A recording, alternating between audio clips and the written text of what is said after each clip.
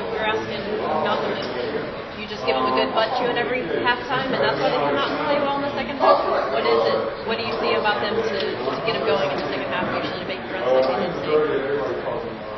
I think we got ourselves frustrated that we couldn't make a shot. Kawhi gets 2 fouls in a minute and a half. And we played a bit of a lack of composure. And we told them, tried to tell them at a timeout, but we were able to tell them at halftime. I put 6 bullet points on the board. And I talked on this one. I said it was tough. And I said that's mental and physical. And it's when things aren't going well. To have the ability to deal and cope with it. Anybody can do it when it's all downhill. So we talked about that again at halftime.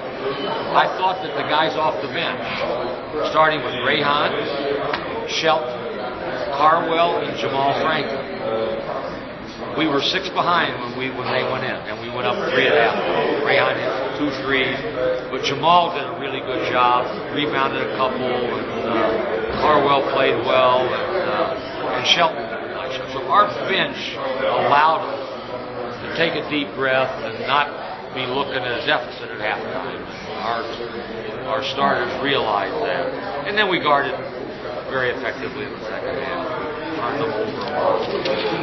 And had some layups as a result of the tournament. Was it a lot of that focusing, on Rodney Moss and trying to get him to turn the ball over? It seems like they kind of go as he goes a lot of times. We just said guard hard and smart. Guard hard and smart. Keep them out of the paint.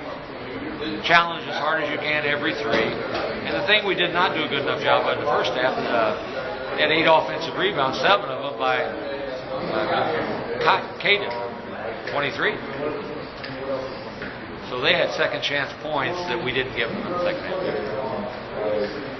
Coach, you normally don't call a timeout that early in the half. Usually it's late in the half, 30 seconds left. What was your thinking behind that? Did you feel like you really needed it to really get into it? Because that was really the turning point. You looked at the stats and the runs.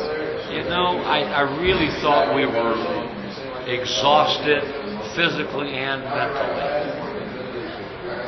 We were spent physically and mentally. They ran us off the floor. Unfortunately for us, they missed some shots. But we were on our heels. And we were a bit discombobulated. We were frustrated. So it was take a deep breath, physically get some pulls of wind, clear our mind mentally, make some substitutions too. Usually not like you call timeout that early. You just let them play their way through. I usually do.